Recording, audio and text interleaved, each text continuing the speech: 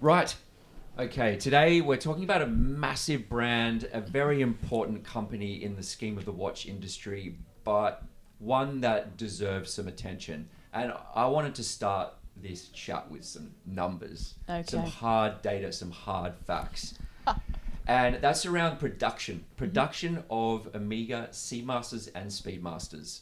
So I think let's look at Seamasters first.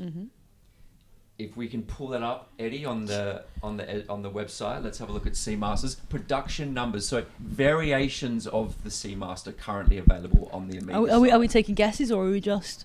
Yeah, let's obviously Okay. you can see there how many Aquaterras are currently offered, but let's have a guess. Like, what do you think? If you had to pick how many Seamaster variations are available on the Amiga website right now, what would you pick? I confess to having done sort of like 6 months ago doing this similar research, but it's like over 100. Yes. Over 100. Yep. Okay. But that includes variations of bracelet and slight dial changes. But It's a caveat that's worth mentioning, but I think the numbers are still alarming. so I think we're on Seamaster here. We're on Seamaster, but alarming is fair. yes. So Seamaster variations right now on the Amiga website, we're talking 299. What? 299. Okay, I didn't know that. I didn't Yep. know that. And then Speedmaster. Speedmasters. So let's flick across to Speedmasters. Have a look. Thanks, Eddie. Speedmasters, rough Over guess. over 100. Yep. So Speedmasters, we're talking 112. 112 versions of the Speedmaster. Fine. I take your point. Yes. So I think it's kind of clear what we're getting at here. Yeah. So Amiga as a brand is so important, but I think the issue they have right now is that they're really trying to milk the brand for all it's worth. You think that's what it is? You think I do. I think it's purely commercial? I think it's purely commercial. Yeah. Yeah. I think when you have a couple of very iconic models, which is safe to say for the Seamaster and the Speedmaster, Yeah. there is a limit to what you can do with that model where it still remains credible. And I think for Amiga, this is where their biggest problem lies. This is a very, very vast model range. Yeah. And I think for me personally, I do feel like it's impacting their credibility having that many versions of a watch. Okay. So let's establish what we agree on. So Amiga is one of the most important, deeply entrenched watch brands in the world. Agree? Or just Cannot contest that in any way. fine. I'd put them with Amiga, Rolex. I mean, you go back to the 50s, it was Rolex. You know, there's just, they're almost like twins or brothers, you know, or cousins maybe of some sort. They're very related. But they're very different in their business model. Because I think of Rolex and I can tell you I don't even collect Rolex, but I can tell you everything they have in the catalogue. Whereas Amiga, you can't. I can say the models, but I couldn't tell you what else can we agree on? Yeah, I that's it. I think that's the cool thing. The cool thing that we agree on is that they are deeply entrenched. So I guess the next cool thing we agree on is, what are they doing? Yeah, and I think it's important to establish that we're both in agreement that Amiga is an important brand, and we both have love for that brand. So much, yeah. Yeah, which is why it's important to bring up these points of contention. I think it's easy when you look at a brand and you're slightly critical of what they're doing for it to seem like there's some hate towards the brand. Oh, none at all. Yeah, No. It's purely from a love perspective Yeah. and wanting to see Amiga as a successful company. And I think for me, apart from the production numbers, it makes me question what can Amiga do in 2025 to solidify the brand, because they are struggling a little bit in terms of their credibility and sales. I know we were looking at the statistics before we started filming about their production and sale numbers, and they have lost second place. Yeah, I actually didn't realise that. to 2020. Yeah. I did not know. So it goes Rolex, Cartier, then Amiga. And it was Rolex, then Amiga. That's right. Yeah, that's brutal. Brutal. And both of the other two, not in the same groups. Well, obviously Rolex completely independent. Cartier... Is Cartier independent? Richemont, okay. Yeah. And then Swatch Group. Yes. Is it a problem? Is it a problem that there are variations of the Speedmaster? Like, who is it a problem to? I don't think it's a problem to have variations. I think it's sheerly the number that they've produced. if you think about someone who's not familiar in the watch industry, right? Okay, fine. They've heard about the Speedmaster. They know it's an important historical watch. Went to the moon. They know they've done a little bit of research. Mm-hmm. They come onto the Omega website and they're greeted with this. They're greeted with seemingly endless options of what to purchase. Yeah. And we likened it to an extensive menu at a restaurant where you're completely stifled by choice. You become confused. You don't know what's good. You don't know what the essence of the design is. And then I think, is it impacting on the model line? There is something to be said, and I can only come at this from a personal perspective. I understand Omega. I understand the brand. I understand the Speedmaster. But I can't put my finger on exactly the one to own, and that's what I like to own. It's not about the value of it. I like the most pure version of that thing. So all I'm actually really interested in is the pure version of Speedmaster. But then there are so many people with, is it the heritage version? Is it the sapphire? Like I actually don't know enough because I just don't. It's just too much information. There's too much information, and then so many variations on that one thing. It's really impossible to know the essence. Whereas, again, not to keep comparing to Rolex, but it's a great comparison, is there aren't that many variations of the thing. Like even a GMT, you kind of know that everyone could tell, you could probably reel off the variations. There's not a crazy amount of them. Yeah, I can't really argue with dilution. Yeah, one of the themes that we seem to touch on in every video we make is company ownership. And it's a huge part of the watch world. So you mentioned Swatch Group owns Omega, and 30 to 35% of the revenue of Swatch Group, by the way, is Omega. So when you say Swatch Group owns, I think Omega owns the Swatch Group, in the sense of it owns what the Swatch Group does. Does that make sense? Yes. And then you look at the MoonSwatch. That thing, if you take 250 quid or whatever, times it by 1 million units in the first year, there's 250 million pounds with a 90% profit margin that all went to, we'll call it Omega, maybe a Swatch. This is printing money for the rest of the group. And let's consider the rest of the group. You've got Blancpain, you've got Breguet, Longines, I think, is their second most revenue generating brand. I'm not sure I'm behind the idea that Omega is owned by Swatch Group in any material sense. It's their brand, right? Yeah. Swatch Group is Omega. It essentially is. And the point here is that they have to make Omega work. It's so important for them. And the problem arises when shareholders of Swatch Group are like, how can we extract more revenue out of Omega every year? And I think, unfortunately, that becomes, what other limited editions can we do? Like, what other variations of the Speedmaster can we do to make more revenue? And I think that's where you get to the point where you have 112 Speedmasters or 299 Seamasters. And to me, it's a short-term play, right? As a company, you're looking at short-term revenue gains, but what is that doing to Omega in the long term? Something I actually look at just as a general barometer is the secondary value of things. And if I filter, low to high, often I have to do for budgetary purposes, you do tend to find that there's a lot of bargains. But then there are so many variations. Something I came across quite recently was the Schumacher reduced versions or something, and they're really, I think, really cool watches. But when they're lost in so many variations, it's hard to know is there any value in it, or not value in monetary terms, but watchmaking terms. Okay, let's bring it back to one thing that I don't think we should lose sight of here, and I think you make some great points. It's a great brand. They produce high quality watches. I refuse to accept otherwise, just simply because they are workhorses akin to Rolex. I'm not saying they're the same. I'm not. There's many things that Rolex do that Omega don't. Whatever. But they are fantastic watches, and I do think there's a value proposition as well. You might disagree with me there. I think in a world where everything is 10 grand, you can still pick up a Speedmaster for sub that, way sub that, I think 6 or 7. I think the value proposition is there. I think the brand is super strong. I think that when they want to produce really high-end stuff, they do it really well. Have you seen with gem set Speedmasters? They're really capable. Obviously, I'm a preference for the coaxial. I think that's awesome. So it's not that we're getting at the brand. The brand, it's purely a love play, and they make quality things. They've not diluted that, but it is just confusing.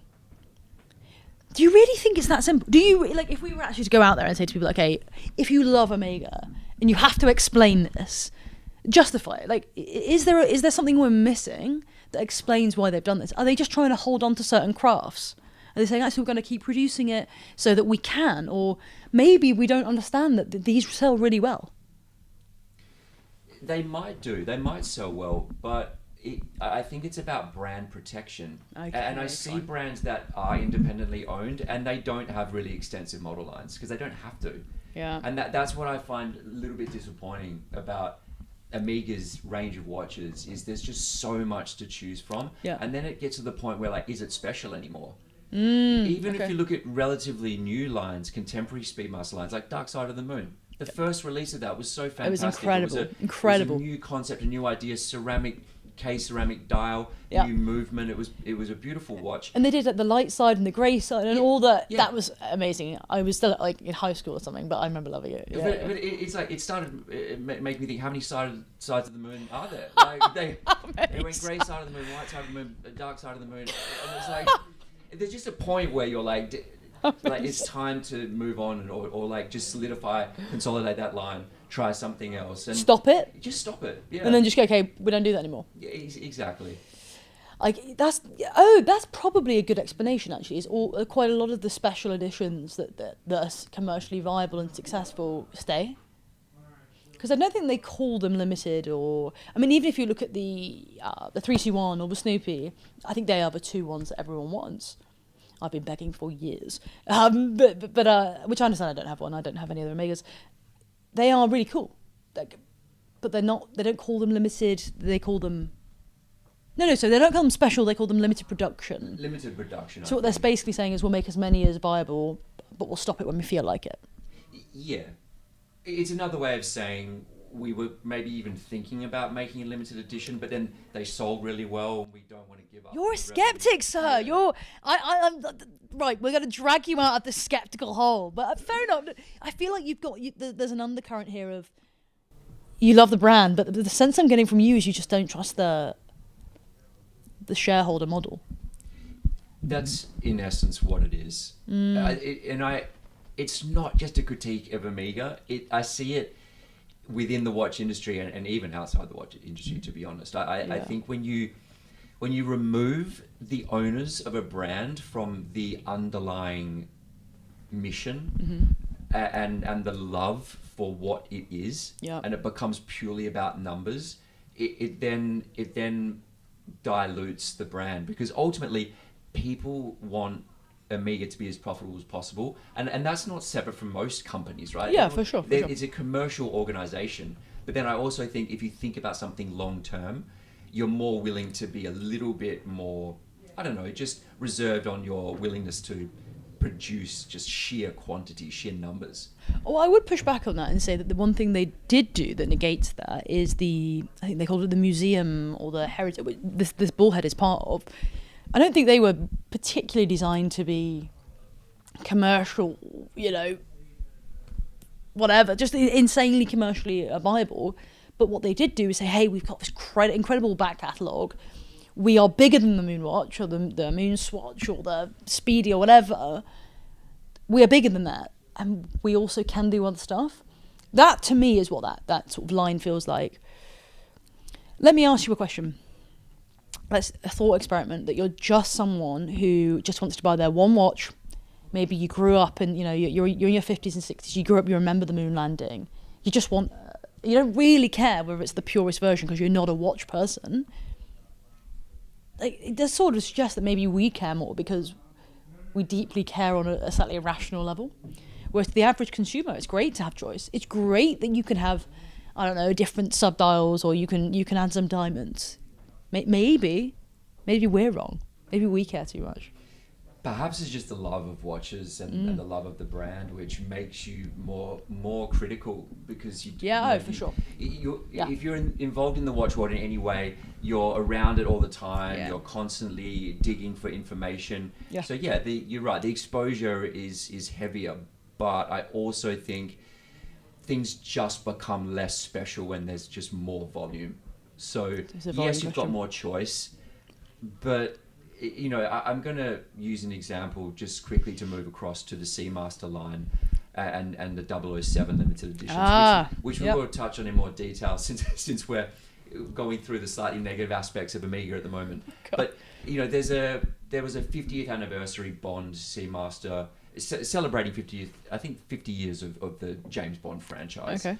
And limited edition, 11,007 units, and At least they got the 7 in there though. they managed to Oh, get the and 007. 7,007, and they needed it to be in the thousands for that, but they could have done 1,007. That's right. Well, let's face it, they were never going to do 7, and then after that, it was like, where do we stop? And they settled on 11,007. But it's just, you know, that's one example that springs to mind. But it like, okay, it's a luxury watch at the end of the day, right? And it's a special item that people buy to treasure. Yeah. And I just think when you turn the case back over and you see one of 11,007, it doesn't feel that special. And, Yeah. and I feel as though a lot of Amigas have that personality where you're like, okay, it's a cool watch, but it's like it's being diluted. You want to feel special, Nick. That's what it is. That's what it is. You want to feel treasured. I want to feel special and treasured. 1 of 7 only. Yeah, 1 of 7. I can see your point, but okay, the Bond angle is actually a really good lane to go down if we're debating, because I feel like we've accidentally ended up in a debate, which is fine. I think I'm on the like, no, it's not that, and it's fine. I think maybe you'll drag me out of my naivety. Bond cool or not? As a franchise, is Bond cool? No. Which was not expecting that. Right. Throwing that line. Is Omega cool? So I think just to quickly clarify what I'm trying to say here, James Bond, I enjoy the movies. Okay, watched fine. them. I think it's a great So the franchise series of is movies. cool. The franchise, it is cool. You know, it's got cool points, right? It's got It aura. does. It's got credibility. You can see why people buy into branded stuff. I can. You know, like when Yes. he's wearing a Sunspell jumper, you can see why they then sell really well, I can. right? Yep. I know that pains you. And then Omega, again, credibility, put it on a Swatch and it sells really well. So it makes sense that you would fight. It's only in 1995, great year, great vintage, that Omega became the Bond watch. Officially the Bond watch. Piers Brosnan, the best Bond? The worst Bond. What? Yeah, definitely. No, you're absolutely wrong there. Piers Brosnan, the best Bond, came out hot, quite literally, in the Seamaster. You know, the blue wave dial, not branded. You could buy that. That was a generally produced watch.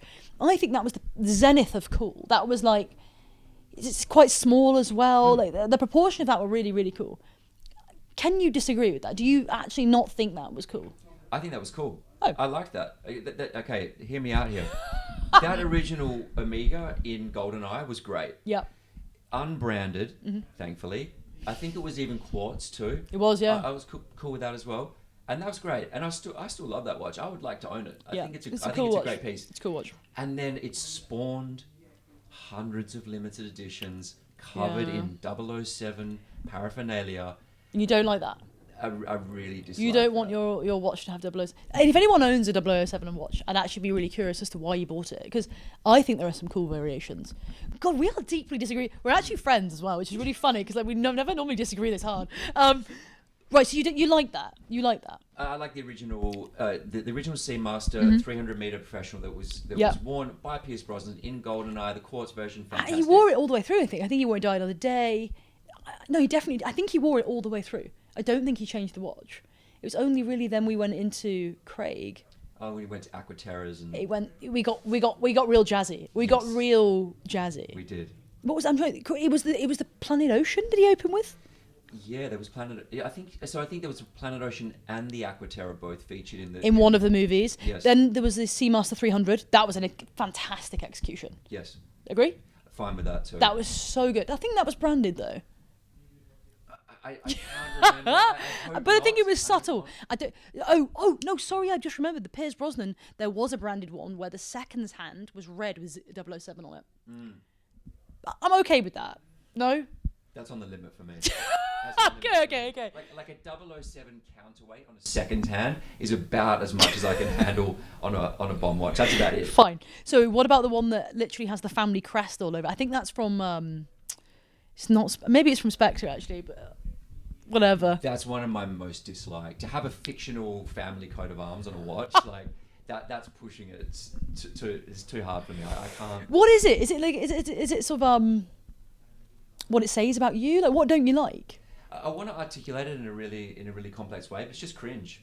Like, it's just straight cringe. Like, everyone's going to disagree with me. Well, but I think a lot of Bond fans are going to disagree. I disagree with you actually. Yeah. I actually do disagree with you. And please, like, if you own a Bond Seamaster, like, comment and let us know, like, what you Send feel. a wrist shot. Yes, send some wrist DMs shots. are always open for a wrist shot. Yeah. Only. Send some wrist shots. Fantastic. But for me, I just find it a bit cringe because, like, what like, why would you want it to have 007 branding all over it? I don't understand that. Well, why not? I remember a film coming out, and my dad's a huge Bond fan, and he was excited. He didn't buy the watch, but was really excited about it.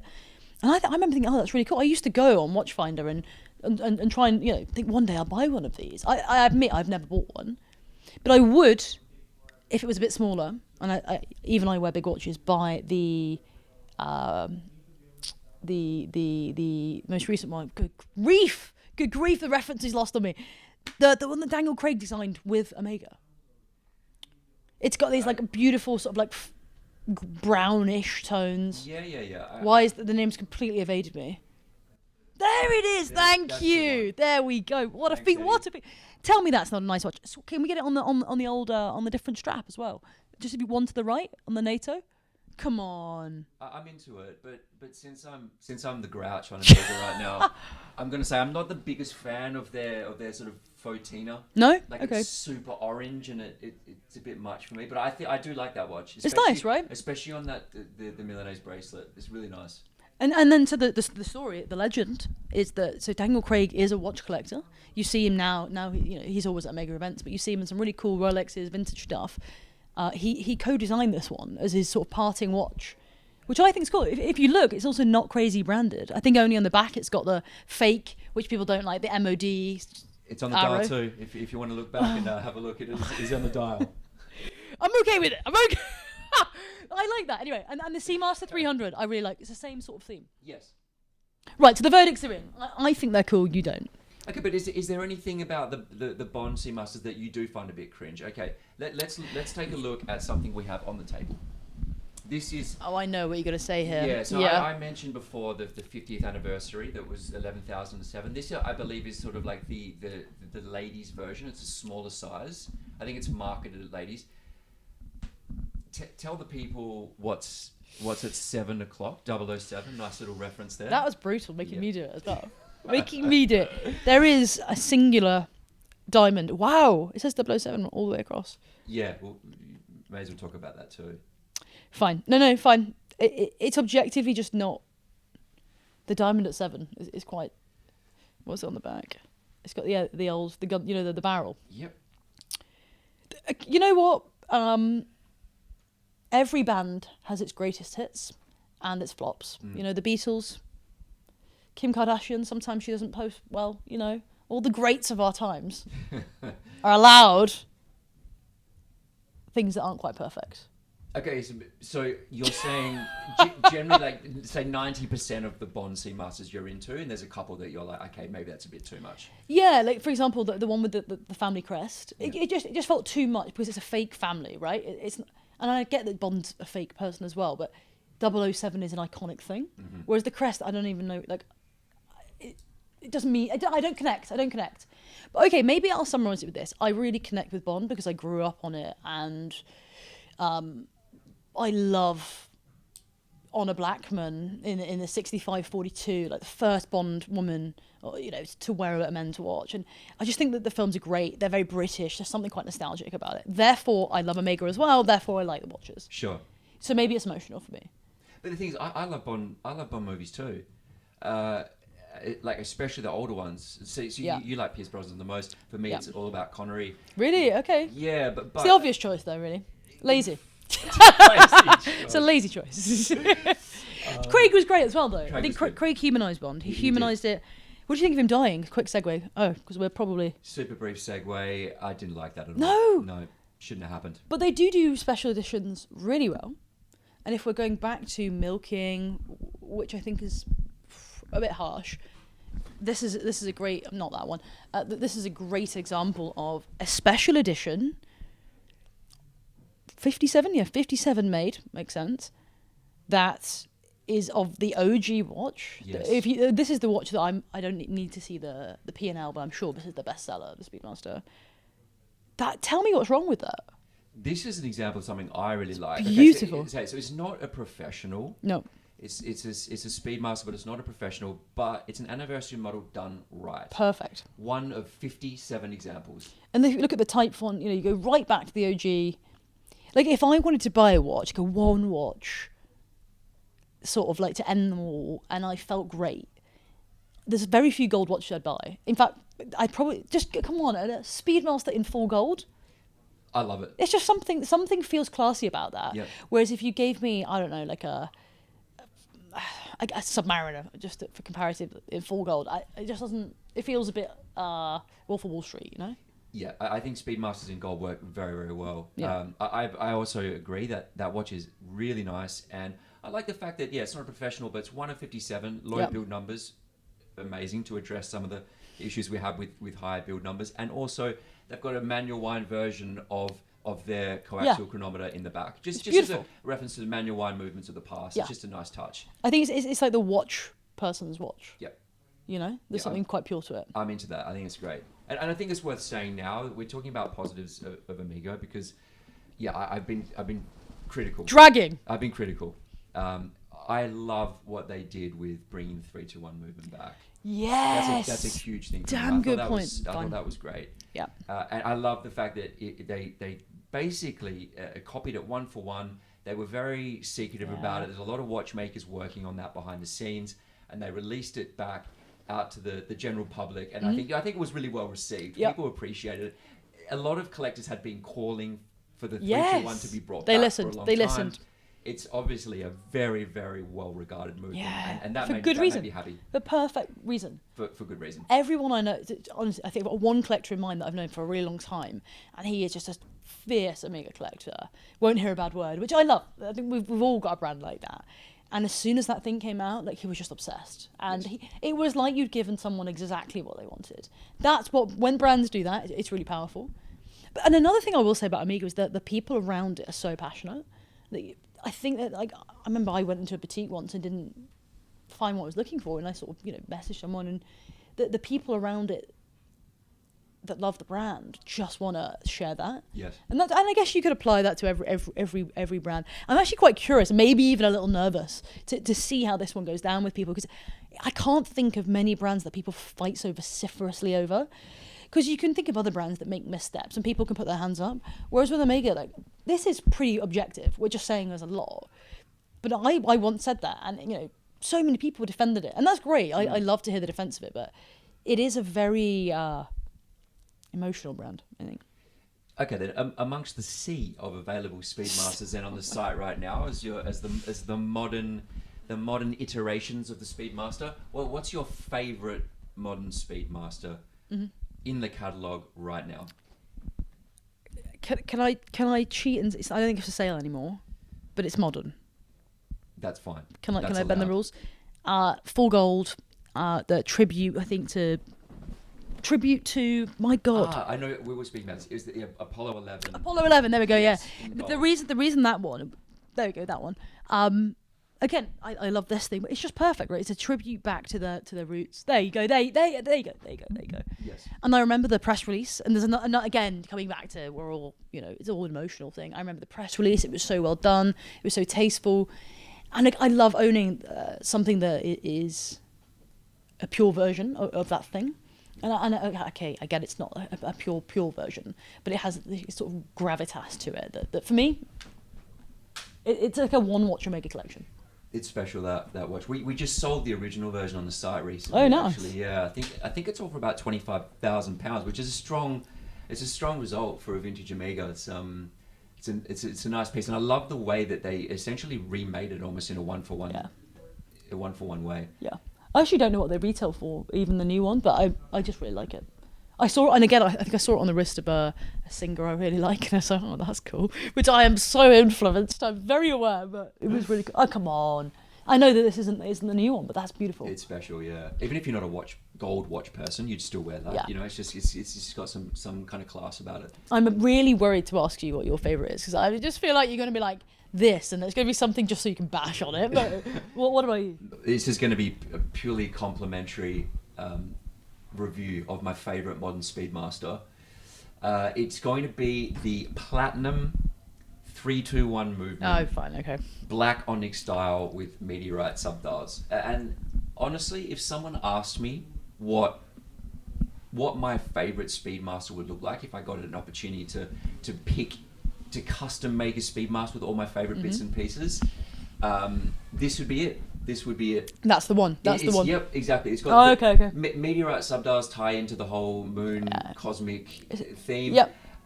Platinum, obviously, amazing material, and then like a gloss black onyx style. On a bracelet or a strap? I'd probably go strap. I personally feel like Speedmasters look better on strap, so that for me would be the ultimate Speedy. That is at hard the ultimate to price of oh yeah, and £61,000. again at the bargain price. I mean, look at the type as well. The type font. That's another thing I really like is going back to the sort of heritage of stuff. Yes. I don't even know how to conclude it with you. How do you like? Where are you at? Where are you at with the brand? For me, I love Omega. I hope that they work out a way of consolidating their model range. Almost out of a sign of respect for the models, you know, I think it's wishful thinking. I honestly feel like for them, they'll just keep churning out models and doing what they can to generate more revenue, and I can't argue with that. But I'd just like to see more consolidation and more leaning into the past, more initiatives like remaking the 321 movement. Those types of introductions for me would be welcomed. Yeah. How about you? I've been on a journey personally with the brand. It's just never landed for me. It's never connected.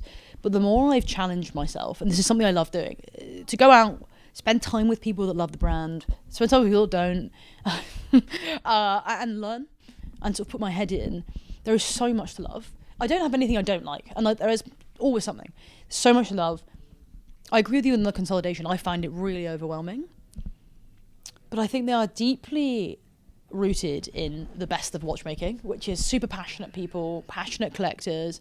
They've got a reason to exist, which is super clear to me. I think their collaborations are, broadly speaking, a good thing. I think, for example, if they lost the Bond collaboration, I think that would be bad for the brand. I think it's a wonderful brand placement. I don't know, we can disagree. And I would like to own a gold Speedmaster. That is on the list of aspirational, and that's what, do you know what, that's what it is. It's still aspirational to me in some way, and it's not about money. It's just about, there is a moment in your life where you go, that's that moment, and when that moment comes to me, it will be a full gold Speedmaster, but it won't be anything else, which is quite interesting. Not even a Bond watch, as much as I love them. So for me, yeah, I agree with you on consolidation, but I'm actually genuinely fascinated to see what and why and how people can explain the current ethos and business model of Omega. Well, for Swatch Group, Omega has to work. It's their baby. Yeah, fine. And I will watch with interest to see where they go. Yep. I think they'd be concerned that they'd lost second spot on the ladder to Cartier, and obviously they're going to be working out ways to deal with that. The MoonSwatch is a huge part of bringing the Speedmaster to the public consciousness, and I think a lot of people who didn't know about the Speedmaster before now own a MoonSwatch. I'm 100%. And do want to own a Speedmaster. I don't understand the hate on the MoonSwatch. We could just like one more point, sir. Is in 30 seconds or less, MoonSwatch, good or bad? Good. Yeah, I'm into it. Obviously, they're rinsing that too, and they're still making them and bringing new editions out. And probably people are growing. Is it causing damage? But is it damaging, or is it just? It's appealing to a totally different demographic. So many people that weren't aware of the watch now are. It's allowed, and not everyone can afford an Omega. That's right. So I think it was like a nice thing to it, which is you're giving people a £250 option. Sure, you're not getting a mechanical watch, and it is it will just die on you one day and you can't repair it and all that stuff. But they're really fun bits of watchmaking. And that they celebrate the best of it, which is, why can't we all just have a version that is right for us? Okay, maybe they could probably do one less, like, variation a week or something. But it's awesome. It's great. It's great, and so many more people know about Speedmaster now, and now have aspirations to purchase one. It's a good thing. I like it. I don't think it'd work with any other brand though. I feel like Rolex doing it would just be weird. Obviously I know they can't because they're not in the group, but like, it just works. Somehow they've made it work. Somehow it just worked, and it's bringing a whole new generation of people into the watch world. I think that's fantastic. Completely agree. Okay, so let us know in the comments what you feel about Omega. Obviously, it's a very contentious topic, and I think people have very strong opinions on Omega either way. Really appreciate the chat. Some negative and positive feedback flowing, but I really enjoyed. I feel like you had a bad night's sleep. That's what I'm thinking. I'm a bit worried about you. Regardless, I would have said the same thing about Omega. But it's all love. Like I said, I love the brand. I want them to succeed, and I love the Speedmaster. It's one of my favorite watches. Yeah.